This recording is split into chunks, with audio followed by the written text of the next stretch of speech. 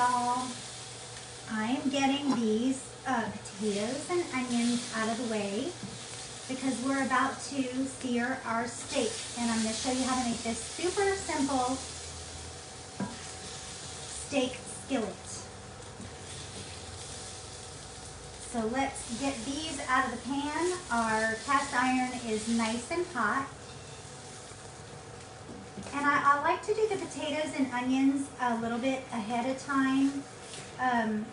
They're not all the way done yet, but this gives them a nice crunchy sear on those potatoes and onions so that we can, very importantly, sear the meat. So what we're gonna do is put some butter in this skillet that's gonna go nuts because steak and butter is delicious together. So we're gonna let that butter go in there. And what I have done is cut up some nice fatty steak. And we're gonna put that in the cast iron. Now, I'm gonna put it into one layer. And then the important part is literally to just let it sit for 1 to 2 minutes and let it get the sear.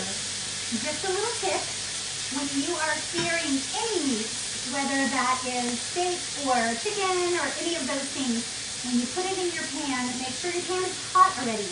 Don't put cold meat into a cold pan. Heat up your pan first, then add your butter or your oil, then add your meat. When you go to flip or turn your meat and you're searing it, if it sticks, that actually doesn't mean it's overdone. It means it's not ready to turn yet. Because when it's ready to turn, it will release from the pan. So this is going to be ready for me to stir and flip around when it's about ready to release from the pan. Then to my skillet, I'm going to add back in those potatoes and onions after I've got this all seared up, this steak. I'm going to add back in the potatoes and onions, and I have some asparagus here that I have cut up. Just a little tip about asparagus too, when you have your fresh asparagus, the best thing that you can do to get rid of the woody ends is literally to bend it and let it snap. And where it snaps off, it's going to be the same for the whole bunch, so you can just do a couple of them and see where it snaps off and then cut the rest. So just a little tip there. You don't want that woody end because they don't taste good. Okay? So that's all that there is to it for the steak skillet. We'll stir that in just a minute so it can release itself, and then I'll put all those things back into this cast iron skillet, and it will be dinner. It's simple, easy, one-pot meal. At the end of a workday, really, I just like to be able to do things that are going to be in one pot. It's just easier, and then I can get dinner out to my family no matter what time I start. Sometimes we eat late.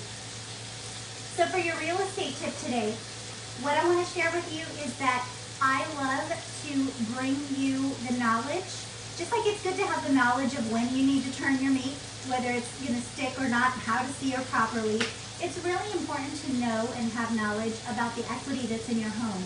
Whether you plan to do anything real estate-wise, whether you have any real estate plans or not, it's super important to know how much your home is worth because that is money in the bank for you. So I'd love to give you an equity update on your home. All we have to do is just get together and let me give you that information.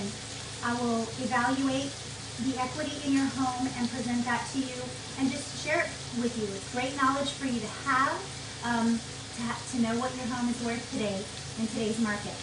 We found out that we literally are sitting on about $200,000 of equity in our house. That's super exciting. So I'd like to be able to tell you how much equity you have in yours. All right, that's Recipes in Real Estate tonight. I hope you guys all have a good evening, and I'm going to finish off this steak dinner. Good night, guys. Bobby, your realtor in the kitchen.